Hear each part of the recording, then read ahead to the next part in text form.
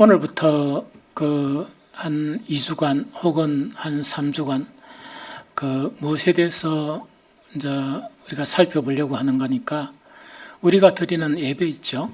그 예배에 대해서 이렇게 쭉 이렇게 살펴볼 그런 예정입니다. 우리 신앙생활에서 예배는 참으로 중요한 영역이거든요. 그 중요한 영역인데 우리 오늘날 대부분의 그런 성도들에게 있어서 예배라는 것은 신앙의 전부와 같아요. 그런데 사실은 신앙의 전부가 예배가 아니거든요. 아닌데 오늘 너무나 바쁜 세대 속에 살다가 보니까 주일날 탁 예배 드리는 이것 자체만으로 신앙생활을 하는 분들이 상당히 많이 있거든요. 그래서 오늘을 사는 그런 이 성도들의 대부분에게 예배라는 것은 절대적이다.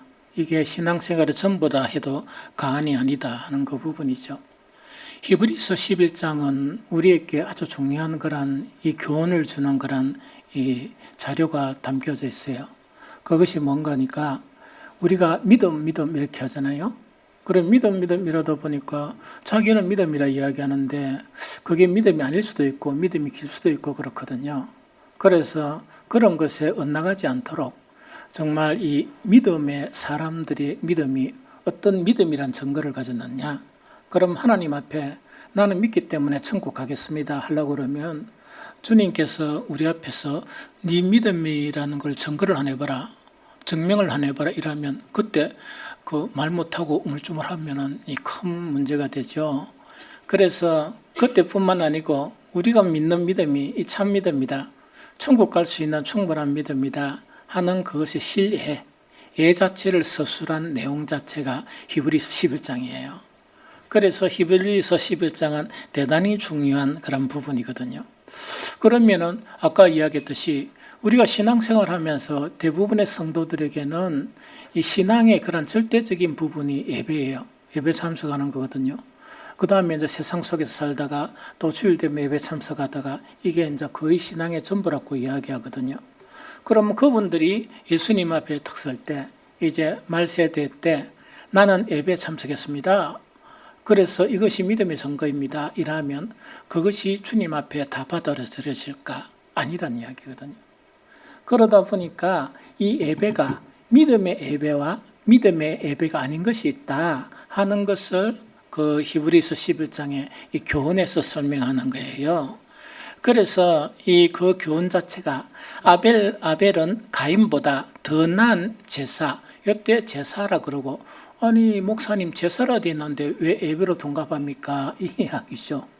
예배는 뭔가니까 그 이제 시초로 보면 우리 믿음의 조상들이 이 뭡니까? 이 제단을 쌓은 것부터 시작해가 예배가 아주 다양한 형태로 예배가 이렇게 형성이 되는 거예요. 형성이 되면서 그걸로 갖다가 이제 제사라 이야기하는데 조금 있다가 왜 제사라 이야기하는지 그거는 제가 설명을 해줄 거거든요. 그런데 오늘날 현대에 사는 우리들은 뭐라고 부르느냐? 예배 이렇게 불러요. 그래서 정말 이 더 나은 그런 제사 예배 이거를 지금 이야기하거든요. 그래서 같이 예배를 드렸는데 이 아벨은 가인보다 더 나은 예배를 드렸다 하는 그 이야기거든요. 그래서 먼저 오늘 제목 자체가 주보 다 나은 예배된데는 5자입니다. 이게 뭐냐? 더 나은 예배예요. 더 나은 예배인데 더 나은 예배의 개념부터 조금 정립을 하는 게 좋겠다는 생각이 듭니다. 더 나은 예배라는 것은 우리가 더 낫다는 것은 이 상대적으로 더 낫다 하는 그런 개념도 있죠. 그럴 때 더 낫다 이러죠. 니는 이보다 더 낫다, 잘생겼다 뭐 이런 식으로 이야기하거든요. 그런데 이때 더 나은 예배는 그렇게만 생각하면 의미를 안다고 생각할 수가 없어요. 그래서 깊은 의미를 알기 위해서는 더 나은 예배가 상대적으로만 이렇게 생각하면 안 돼요. 상대적으로만 생각하지 않고 더 나은 예배는 어떤 예배인가 하니까 주님께서 받으시는 예배를 이야기해요. 그 다음에 믿음으로 드려지는 예배를 이야기해요. 그래서 히브리서 전체 주제가 뭐냐 한마디로 표현하면 믿음이다 이렇게 표현하는 거예요. 이것이 믿음이다. 그러면 우리가 예배를 드리는데도 우리가 하나님이 받으시는 예배가 있고 하나님이 받지 않으시는 예배가 있다 하는 것을 우리가 알아야 되고 더 나은 예배라는 것은 어떤 것을 의미하는가? 그 예배 자체가 믿음으로 드려졌는가, 믿음으로 드리지 않았는가 하는 것에 그런 차이점이 있다 하는 것 자체를 이야기합니다. 그러면서 히브리서에서 이야기하는 막 믿음에 대해서 서술을 해요.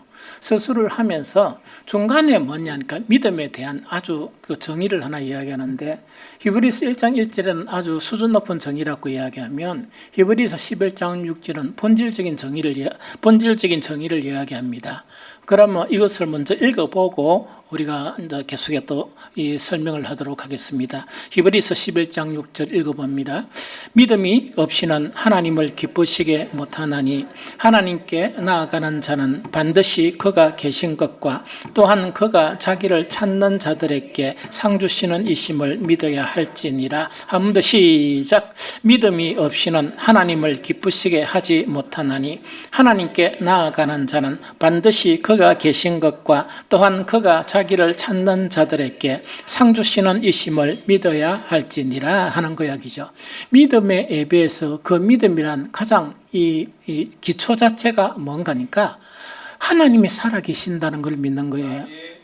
하나님께서 이 천지 창조를 하신 그 하나님, 또 그것뿐만 아니고 하나님의 형상으로 우리를 지으신 그 하나님, 그 하나님은 성경 속에만 있는 그런 하나님이 아니고 정말 옛날부터 지금까지 정말 영원히 살아계신 하나님이다 하는 그 이야기, 이걸 믿는 것을 이야기해요. 그래서 하나님의 말씀을 들을 때는 우리가 상 받고 하나님의 말씀을 듣지 못할 때는 벌을 받는다, 이런 기본적인 개념을 가지고 있어야 돼요. 이것을 믿음이라고 그래요. 그러면 이런 개념이 확실히 가지고 있으면 우리가 예배 드리러 오잖아요. 예배 드리러 막 오게 되면 누구한테 예배를 드리는 겁니까? 하나님이죠. 그 하나님이 살아계신 하나님께 예배를 드리려 그러면 예배 드리는 자세가 똑같겠습니까? 다를 수 있겠습니까? 엄청 다릅니다. 엄청 다르게 되거든요. 그래서 우리가 예배 드릴 때는 정말 더 나은 예배란 것은 그 예배가 믿음의 예배이냐, 믿음의 예배가 아니냐. 그 다음에 그 예배를 받으시는 분은 사람이 아니에요. 사람이 옆에서 저 사람은 뭐 모습이 좋고 아무 관계 없습니다. 누구한테 칭찬을 받아야 되는가? 하나님 앞에 칭찬을 받아야 되는 거예요. 하나님이 그 예배를 받으셔야 돼요. 하나님이 그 예배를 받으셔야 하나님은 그 예배의 응답에 대해서 우리에게 은총을 내려주시는 거예요. 이것이 바로 믿음의 예배다 하는 것 자체를 이야기합니다. 그래서 그 오늘 본문에 읽어보면 믿음의 예배하고 믿음의 예배 아닌 것하고는 현저한 차이를 나타내요. 현저한 차이를 나타내는데 우리 오늘 그 본문에 보면 뭐라고 되어 있는가 하니까 믿음으로 아벨은 가인보다 더 나은 제사를 하나님께 드림으로 어려운 자라 하는 증거를 얻었으니 하는 요 이야기예요. 어려운 자라 하는 증거를 얻었으나 요 이야기거든요. 그럼 이거는 뭐냐니까 참 믿음의 예배를 드리는 사람하고 믿음의 예배를 드리지 않는 사람의 그런 차이, 보상, 주어지는 보상의 차이가 뭔가니까 그 차이가 아주 중요한 보상인데, 이거는 뭐냐, 믿음의 예배를 드린 사람은 하나님께서 어렵다고 인정해 주시는 거예요. 너무 놀랍죠. 어렵다고 인정해 주시는 거예요. 그런데 믿음으로 드리지 않는 그 예배는 뭐냐, 여전히 뭐 가운데 있다? 죄 가운데 있는 거예요. 여러 군데 자기가 아무리 거룩하다고 이야기하고 소용이 없습니다. 하나님이 너는 아직 여전히 죄 가운데 있다 하면 그건 끝이에요. 그런데 사람들이 막 손가락질하면서 저렇게 살 수가 있고 그래 이야기해도 하나님이 탁 이렇게 보여주시면서 니는 어렵다 이렇게 인정해 주시는 거, 이게 뭐냐, 구원의 시작이에요. 이게 구원의 시작이거든요. 그래서 믿음의 예배와 믿음의 예배가 아닌 것의 차이점은 뭐냐, 이 구원 자체도 달리가 있습니다. 구원받은 성도들은 하나님께 예배를 드리는데 믿음의 예배를 드려요. 하나님이 받으시는 그런 예배를 드려요. 하나님이 기뻐하시는 그런 예배를 드립니다. 왜 그런가 하니까 하나님이 살아계신다는 것을 언제나 생각하고 있기 때문에 내 이 행동이 하나님을 기쁘시게 하는 것인가? 내가 이 말하는 것이 하나님을 기쁘시게 하는 것인가? 내가 이 살아가는 이 삶 자체가 하나님이 기뻐하시는가? 그걸 늘 생각하는 거예요. 그러니까 수준이 현격히 다르죠. 현격하게 수준이 다릅니다. 그래서 아무도 주님 앞에 뭔가니까 내가 예배를 드리는데 얼마나 열심히 드린 줄 압니까? 이거 할 필요 없습니다.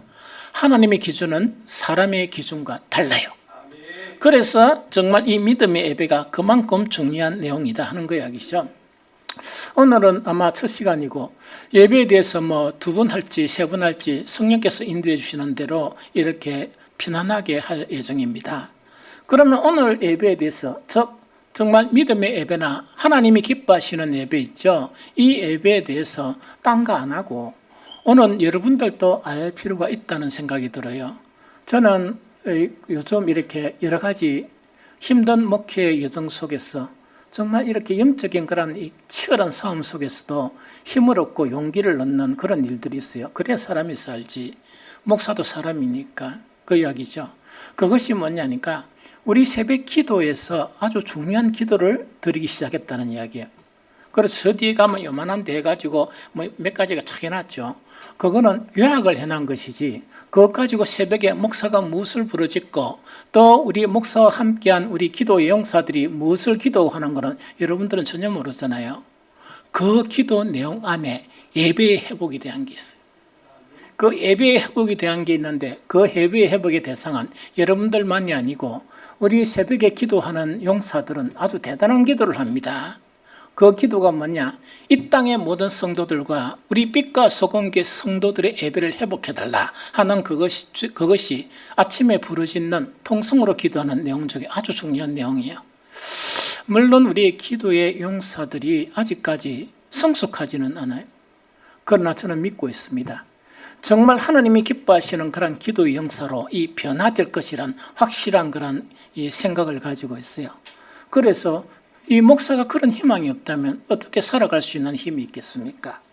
그래서 오늘 이 아침에는 뭔가니까 우리가 드리는 그런 그 예배 있죠. 예배 자체가 예배의 의미도 간단하게 설명을 해주고 왜냐하면 3시간이나 한 2-3시간 남았으니까 그 다음에 뭐냐니까 어떤 예배가 믿음의 예배고 하나님께서 받으시는 예배인가 하는 것을 우리가 기도한 기도 제목을 가지고 이렇게 여러분들에게 이 설명을 해드리려고 합니다. 그러면 여러분들도 뭐 새벽기도에 참여하거나 참여하지 않거나 간에 관계없이 여러분들이 만약에 예배를 위해서 기도하면 이렇게 함께 기도하는 것이 몸은 같이 함께 하지 않아도 마음은 함께해서 함께 기도하는 것이다 하는 그 내용이죠.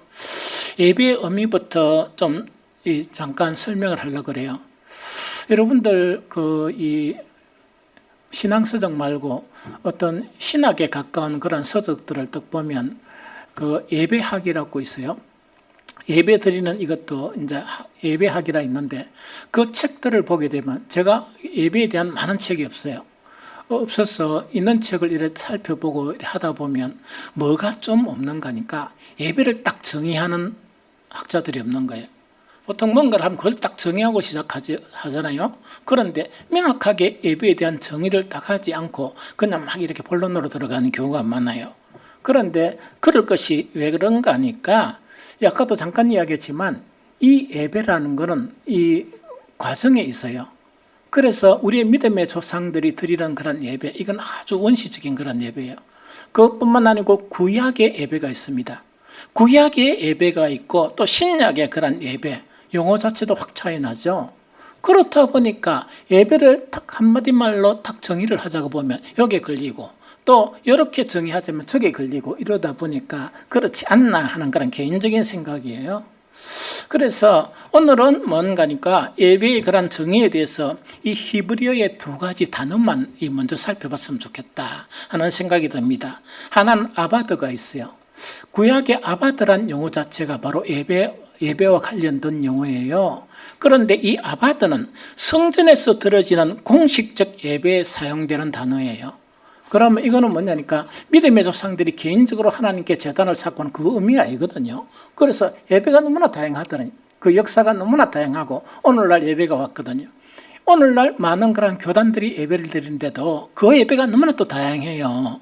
그러다 보니까 참 이 정의하기가 힘들죠. 그래서 예배에는 이 아바드가 있는데 아바드는 뭐냐?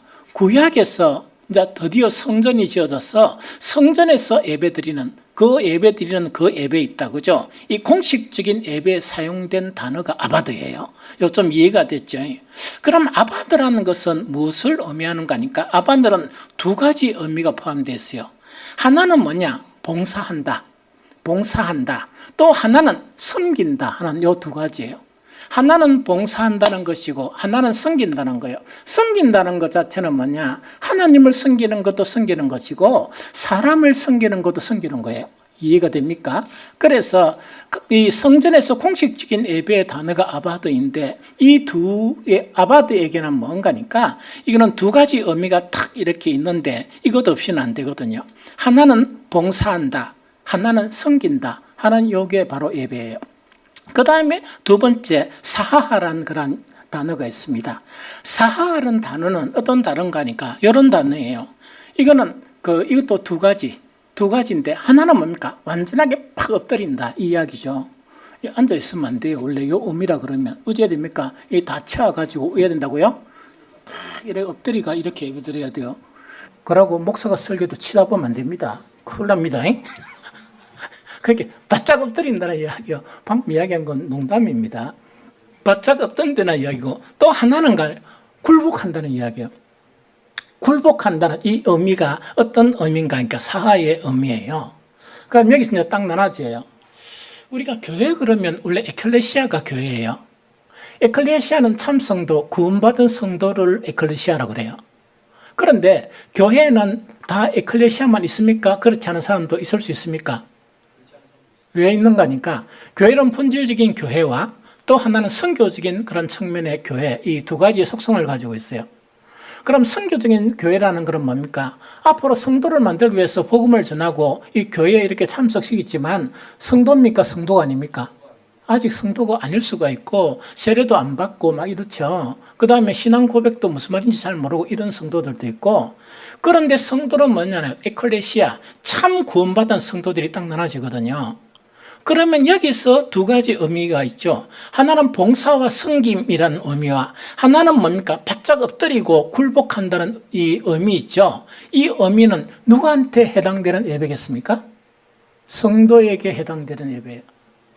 그러면은 세례를 받고 구원받은 성도들은 어떤 자세로 예배를 드려야 되는가? 어떤 자세랍니까? 봉사를 하고 이 섬기는 그런 자세가 바로 예배를 참석해야 된다 그 이야기예요. 자, 성전에서 하나님을 섬기고 하나님께 예배하고 제사하는데 봉사와 섬김이 없으면 그 예배가 됩니까 안 됩니까? 안 되죠. 지금도 마찬가지잖아. 지금도 뭐냐니까 목사는 설교하죠. 여러분들은 또 기도도 하고 그다음에 이 프로젝트뿐만 아니고 찬양도 하고 여러 가지가 합해지는 거라. 그다음에 오후에 또 우리 찬양 예배 드리려고 하면 밥도 먹어야 되죠. 모든 것이 다 이렇게 이 합해진 것을 예배라고 이야기해요. 그런데 이게서 뭔가니까 봉사와 섬김이 없다 그러면 예배가 존재할 수가 없죠. 두 번째 의미는 뭐냐? 하나님 앞에 우리는 완전하게 바짝 엎드려야 돼요. 즉 이 교회에 나와서는 뭐냐? 위대하신 그 하나님 앞에 아무도 고개를 들 수가 없다. 실질적으로 정말 겸손하고 낮은 자세로 뭐냐? 바짝 엎드릴 뿐만 아니고 강단에서 선포되는 그런 모든 말씀을 불순종하면 안 되고 완전한 복종에 이르는 이 네 가지 자체가 뭐냐니까 세례받은 교인들 즉 구원받은 성도들이 갖추어야 될 예배의 기본 자세이다 하는 것 자체를 이야기합니다. 그런데 우리가 복음을 선교적인 교회적인 입장으로서 뭔가니까 우리가 세상 사람들을 교회로 이렇게 이제 초청을 합니다. 뭐를 만들기 위해서? 구원을 이렇게 이루기 위해서. 그러면 그 구원이 교회에 이렇게 왔다 그래가 구원이 되는 건 아니거든요. 그분들에게 만약에 미련하게 이 봉사와 섬김을 요구한다든지 정말 완전히 엎드리고 굴복을 요구한다 그러면 그분들은 이해가 안 되는 거예요. 그래서 정말 예배란 이런 의미가 있는데 이 의미의 네 가지 자체는 구원받은 성도들에게 주어지는 그런 예배다 하는 것 자체를 이야기합니다. 예배한 의미를 이야기해서 아주 참 대단한 분이 한 분 계세요. 그분 자체는 뭐냐? 20세기를 시작하면서 자유신학이 들어오고 그 다음에 경제적인 문제가 일어나다 보니까 미국 사회와 미국 교회는 어려운 상황을 맞게 되었습니다. 그런데 항상 사회와 교회는 같이 이렇게 형성이 돼요. 그거는 뭔가니까 목사가 나라를 위해서 기도할 때 먼저 뭐라고 기도하는가? 성도들만 잘하면 나라는 튼튼해진다. 교회만 똑바로 세워지게 되면은 나라는 정말 이 평화로운 나라가 된다는 그 이야기거든요. 교회가 그냥 교회입니까? 하나님의 부름을 받은 성도들이 그냥 성도입니까? 정말 나에게 그런 책임감이 있는데 이 책임은 뭐냐? 내가 대한민국에 속했으면 이 대한민국 전체에 대해서 구원과 이 대한민국 전체에 대해서 복과 화를 책임질 수 있는 책임감을 가지고 성도의 길을 걸어가야지.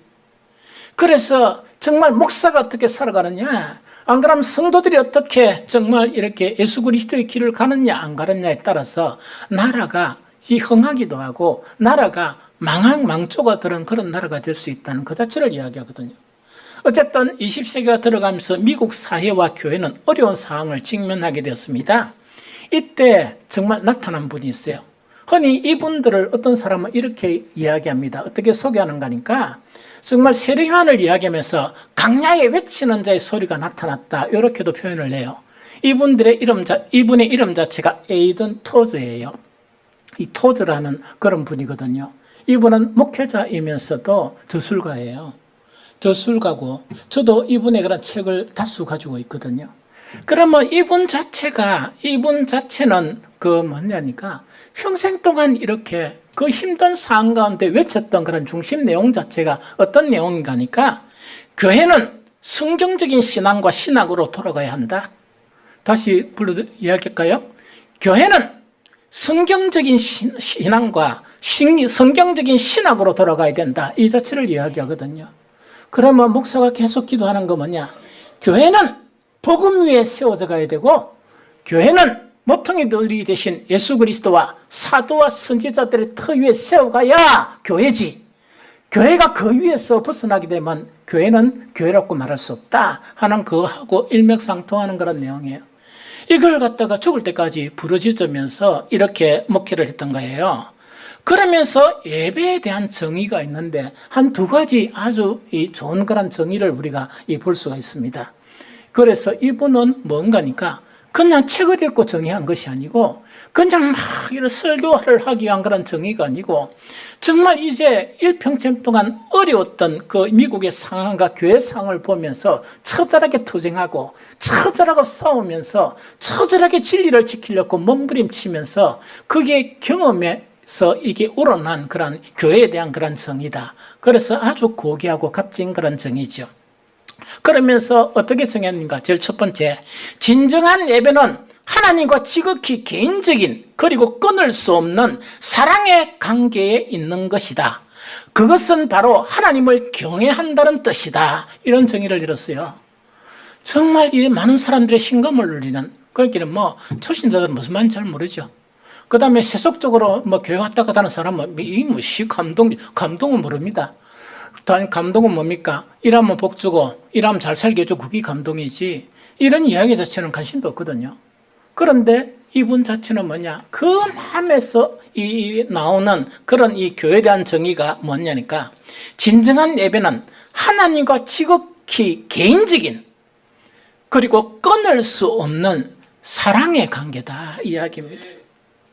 그래서 도저히 끊을 수 없는 사랑의 관계다.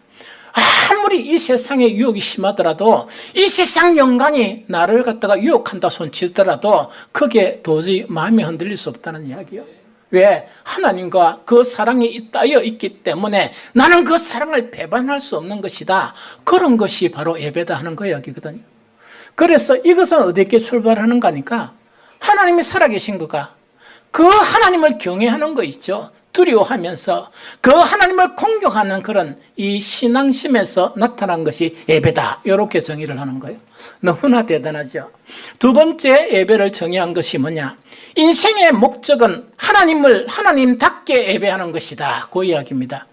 인생의 목적은 하나님을 하나님답게 예배하는 것이다 하는 그 이야기입니다. 여러분들 이 외침 자체가 얼마나 처절한 외침인 줄 압니까?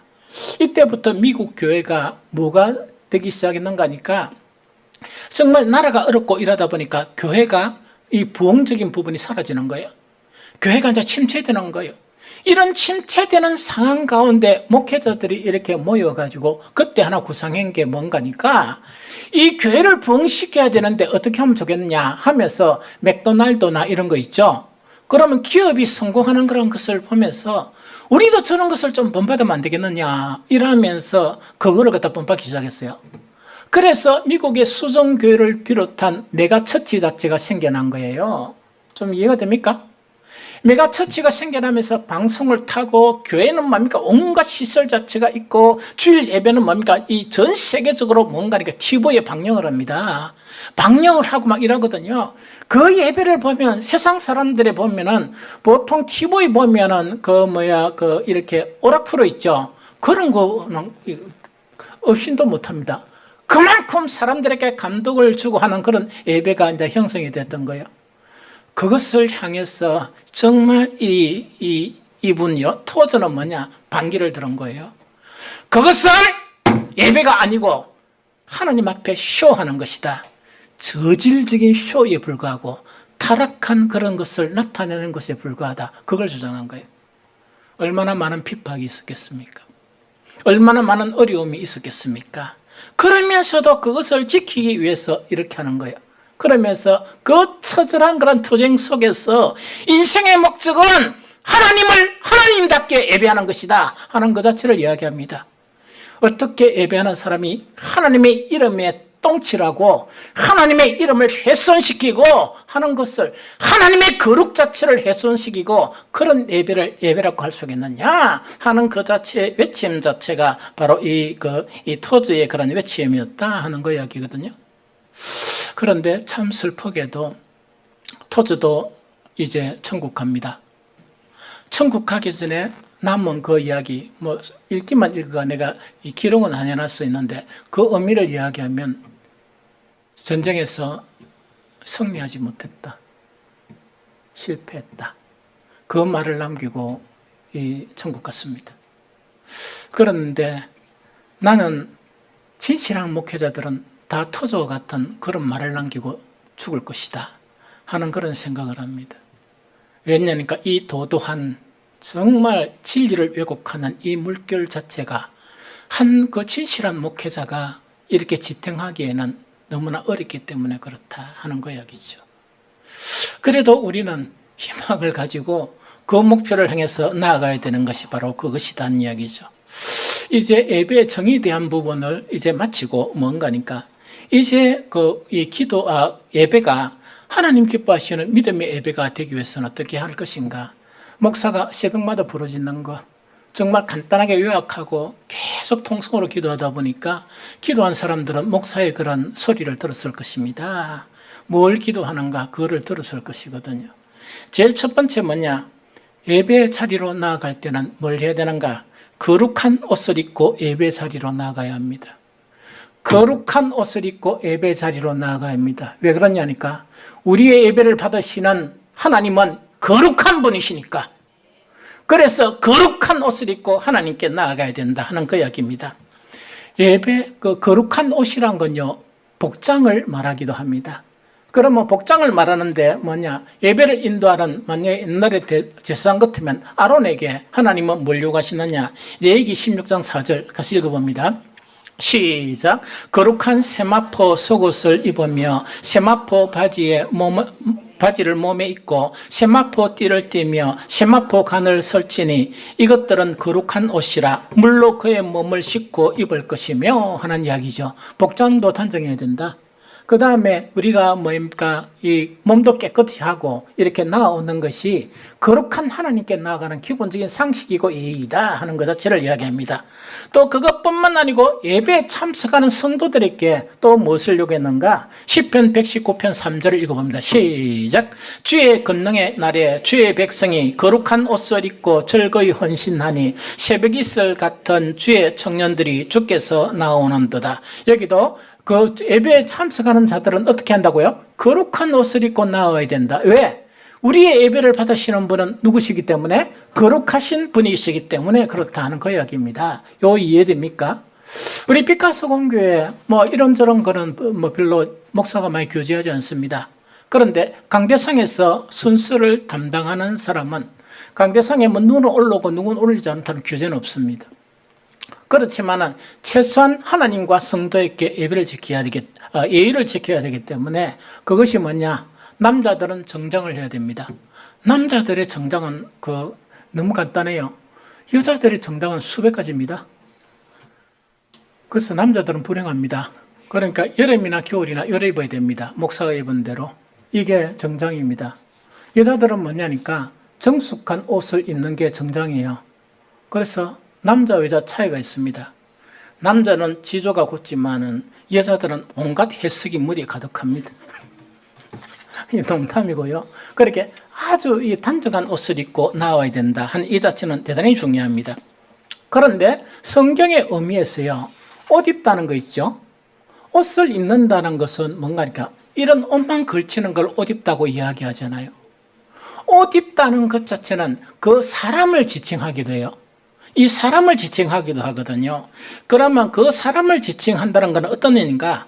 그 사람의 인격이나 그 사람의 인성이나 그 사람의 내면의 사람 자체를 이렇게 이야기하면서 옷 입어야 된다. 이렇게 가르치는 것이 성경에 나타나 있습니다. 그럼 그걸 보면 골로새서 3장 12절 같이 읽어봅니다. 골로새 3장 12절 자 시작. 그러므로 너희는 하나님의 택하사 거룩하고 사랑받는 자처럼 긍휼과 자비와 겸손과 온유와 오래 참음의 옷을 입고 한 번 더 시작. 그러므로 너희는 하나님의 택하사 거룩하고 사랑받는 자처럼 긍휼과 자비와 겸손과 온유와 오래 참음의 옷을 입고 되어 있죠. 그러면 이게 뭐냐? 하나님이 택한 거룩한 자처럼 뭐라 됩니까?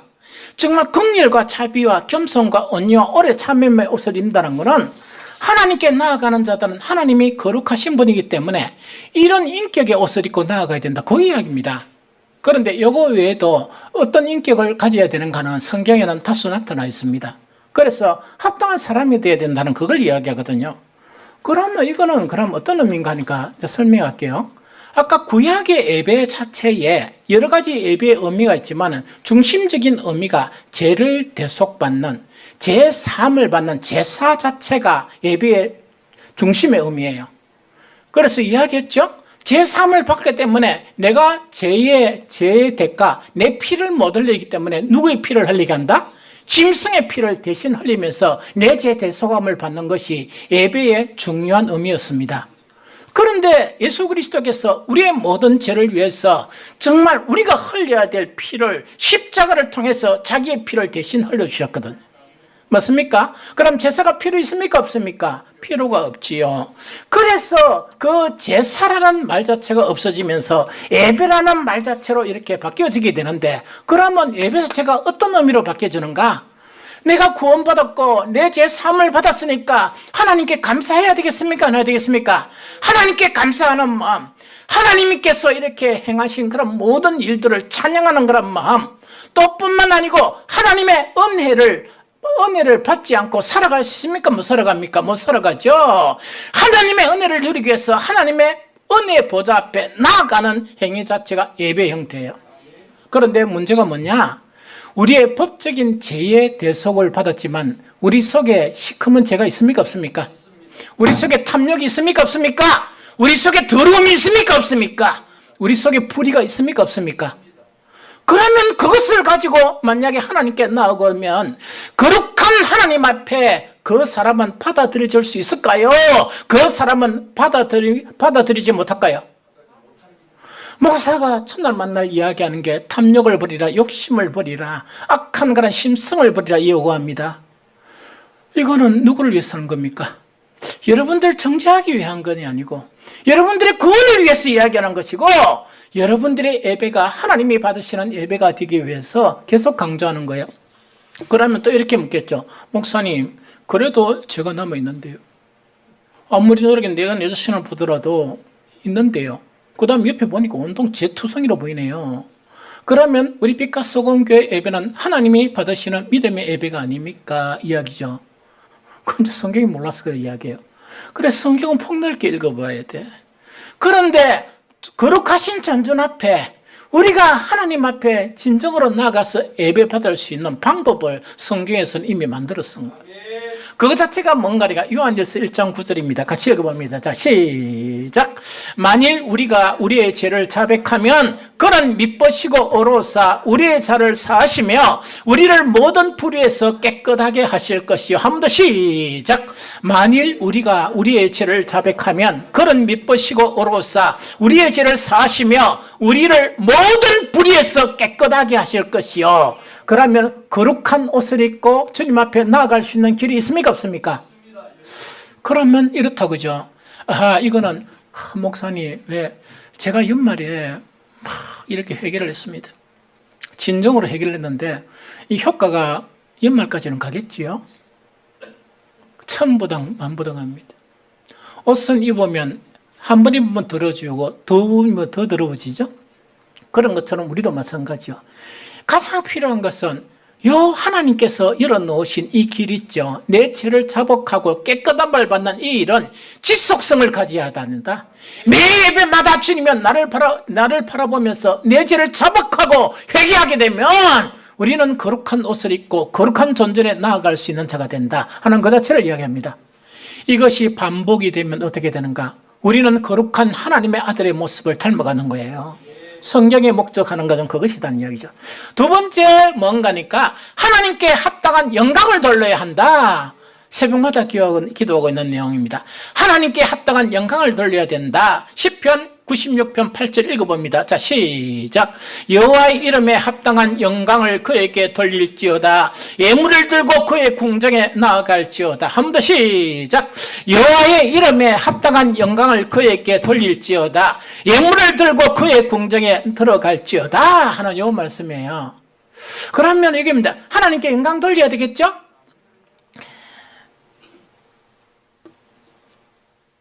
오늘날 많은 성도들이 오해하는 게 뭔가? 하나님께 영광 돌리는 게 시편도 나와 있죠. 여호와의 이름에 합당한 영광을 그에게 돌릴지어다. 예물을 들고 어디 간다? 그의 궁정에 들어갈지어다 이랬죠. 그러니까 하나님께 영광 돌리는 것을 예물 드리는 거, 헌금하는 거로 이렇게 생각해요. 그것도 일부분 맞을 수 있습니다.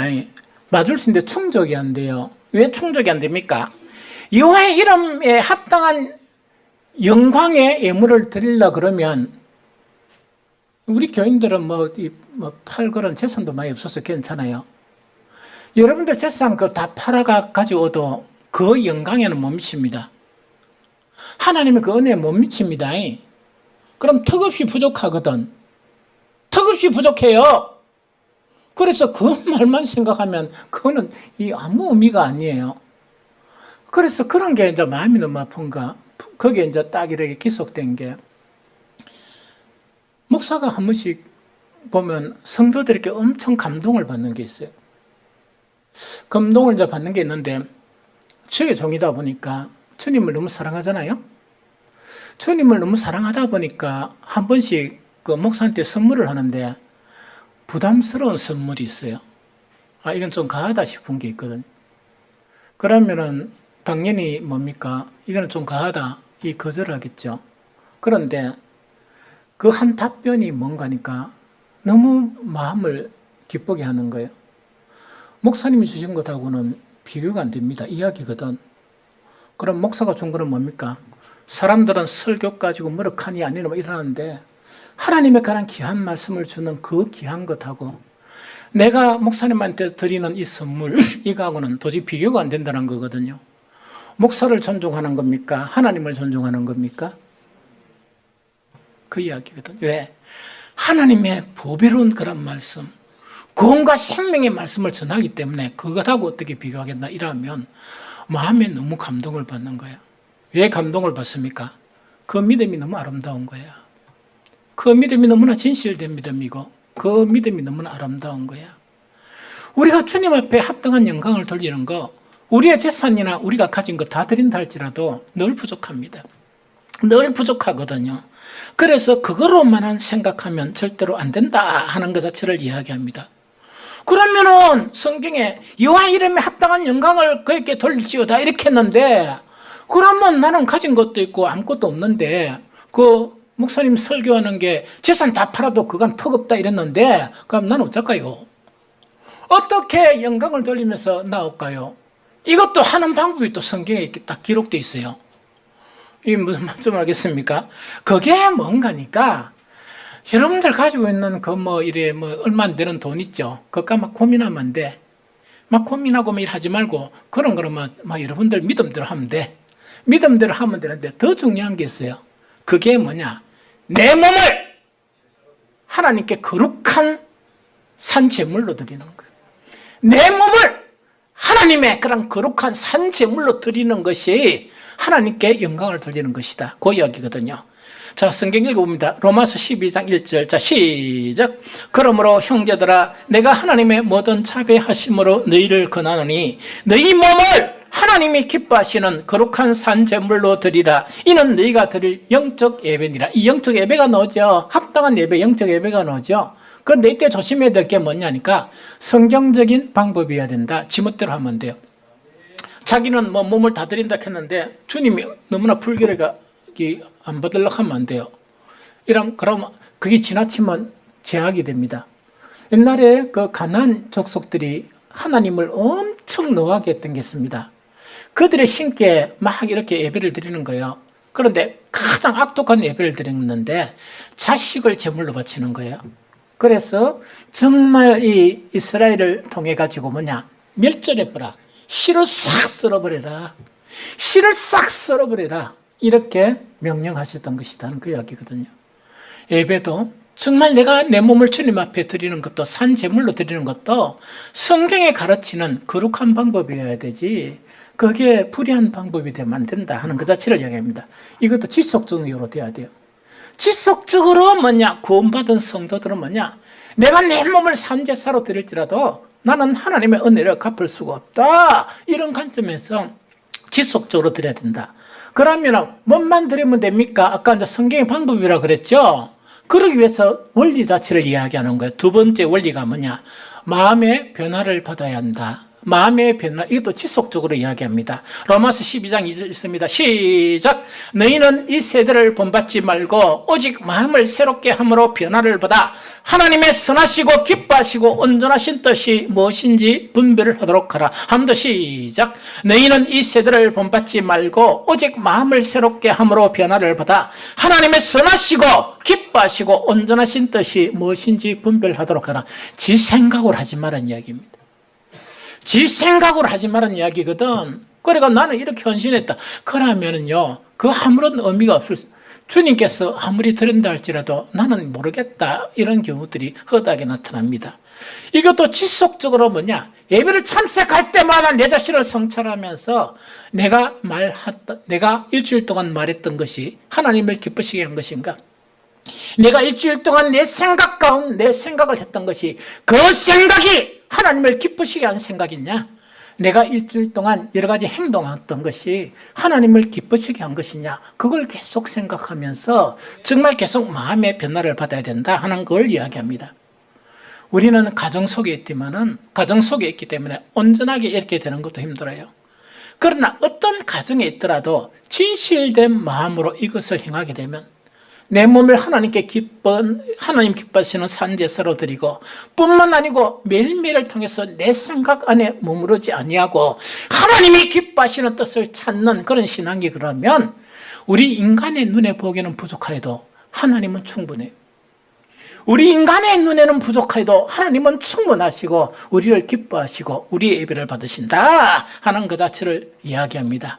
이런 예배를 드리는 저와 여러분들이 되시기를 예수 그리스도 이름으로 축복합니다. 세 번째 마지막으로 영과 진리 예배를 드려야 한다. 예수님이 가르치신 그런 예배입니다. 요한복음 4장 23절 24절 자 시작.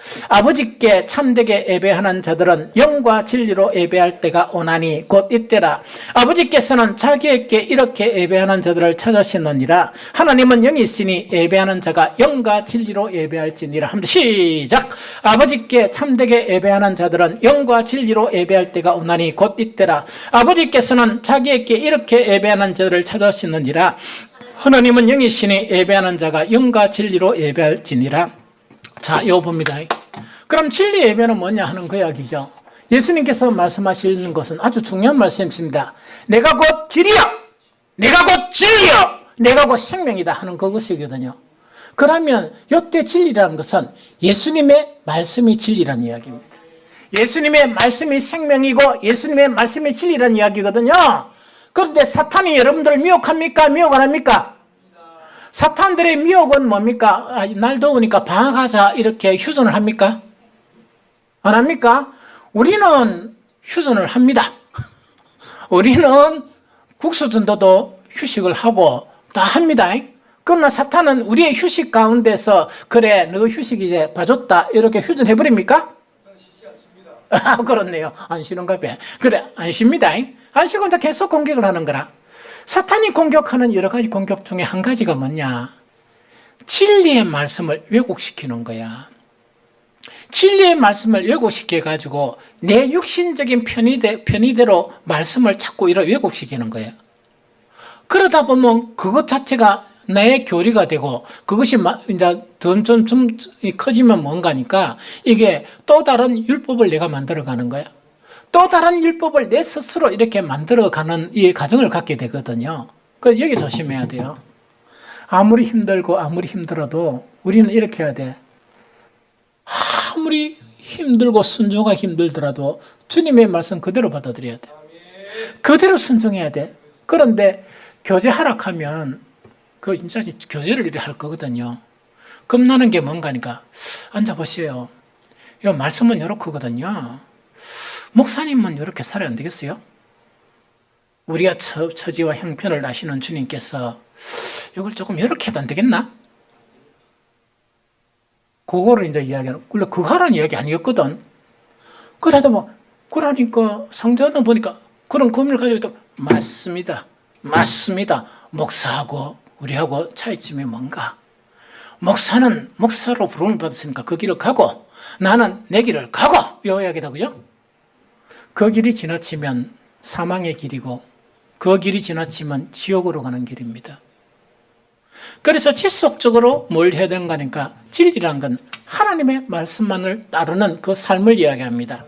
절대로 하나님의 말씀을 이 세상 편의와 형편에 의해서 왜곡시키지 않는 걸 의미합니다. 그런데 이건 알아야 돼요. 제자 훈련 딱 하면 옛날에 제가 한 40년대 제자 훈련할 때는 그때는 면접 봤습니다. 면접하고 한 클래스가 호황일 때는 한 40명이 한 반이었습니다. 그래서 그룹을 3개 그룹까지 제가 인도했거든요. 그 다음에 또 일군 그룹 따로 인도하고 초신자 과정 또 따로 하고 막 이랬거든요. 그러니까 엄청 바빴겠죠? 그럴 때 이제 면접을 이래 하면서 그 다음에 가차 없습니다. 제자 훈련하다가 내 입에서 말이 떨어지면 끝입니다. 그만 참석해라 하면 그만 참석하는 거예요. 그러면 1년 지나면 반으로 뚝 떨어집니다. 그 다음 1년 지나면 또 반으로 뚝 떨어집니다. 그런 짓을 내가 했거든요. 아주 참혹하게, 아주 강단 있게.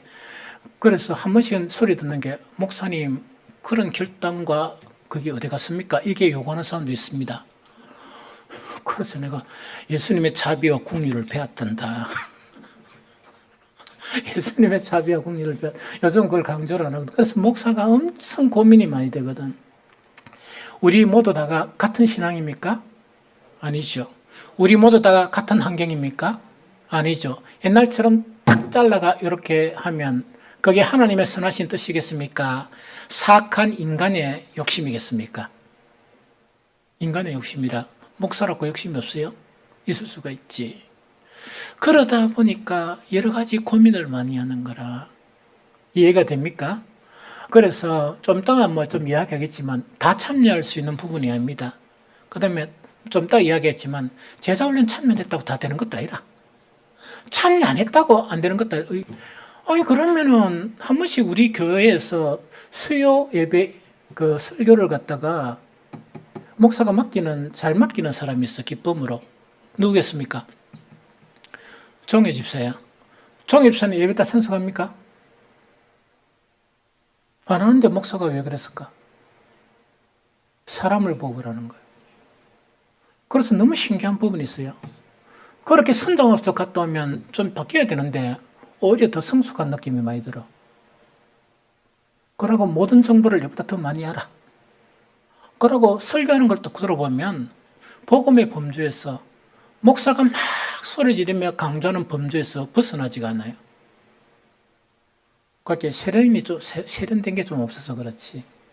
이게 뭔가니까 제자훈련 많이 참석한다고 사람이 되고, 그다음 적게 참석한다고 안 되는 그런 경우가 없어. 좀 이해가 됩니까?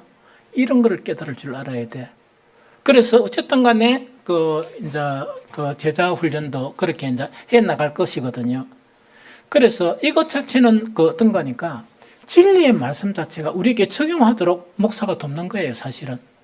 그런데 뭐 새가빠지 참석회가 계속 반기를 들면 진리의 말씀으로 바뀝니까? 안 바뀝니까? 절대로 안 바뀝니다. 그래서 진리의 말씀을 따르는 게 중요해. 알겠습니까? 그래서 이것도 지속적으로 가지고 이래야 그 예배가 진리 예배가 되는 거야. 그 다음에 성경은 또 이걸 또 이렇게 이제 가르칩니다. 그렇게 영과 진리 예배죠. 진리 예배 지금 알겠죠? 진리 예배를 먼저 이야기는 알겠죠? 영의 예배가 있다면 영의 예배. 영의 예배는 뭐 이게 영의 예배입니까? 자꾸 영타랑하고 이런 게 영의 예배가 아니라, 영타랑을 많이 하는 사람들은 보면 진짜 성령이 없는 경우가 많아요. 아주 위험한 경우가 많아. 그러면 영의 예배는 뭔가 하니까 이것도 지속적이어야 돼. 성경 한 구절을 읽어봅니다. 로마서 8장 5절 8절 읽어봅니다. 자, 시작.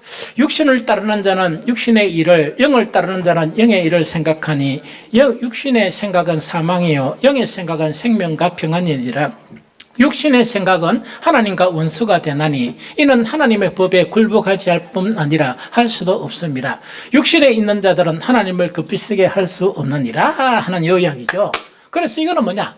이것도 지속성 끊임없이 육의 욕구를 이렇게 거절하고 정말 영을 따르는 이것 자체의 삶이 뭔가니까 영과 진리의 예배가 될 수 있는 그 부분이다 하는 그 이야기입니다. 어쨌든 간에 정말 이 세대가 너무나 혼탁스러워요. 정말 토지의 그 이야기 있죠. 이제 일평생 동안 진리를 위해서 싸우다가 마지막 죽음 앞에 실패했다. 나는 절대로 실패했다는 생각이 안 듭니다. 얼마나 처절한 그런 고백이겠습니까? 그래서 이 목사도 그 먼저 가신 토조 목사의 뒤를 따라서 정말 어떤 간에 처절하게 싸우고 진리를 지키기 위해서 힘써 싸우리라 생각합니다. 그래서 우리가 새벽마다 기도하는 예배를 회복시켜야 된다. 예배 자체가 세상에 문을 열어주고 예배 자체가 사탄에게 문을 열어주게 되면 앞으로 교회는 희망이 없습니다. 그래서 처절한 마음으로 정말 몇 명 안 되는 정말 우리 기도의 형사들과 함께 목사는 새벽마다 부르짖고 있거든요. 그래서 정말 이런 예배를 회복해가는 복된 저와 여러분들이 되시기를 예수 그리스도 이름으로 축복합니다.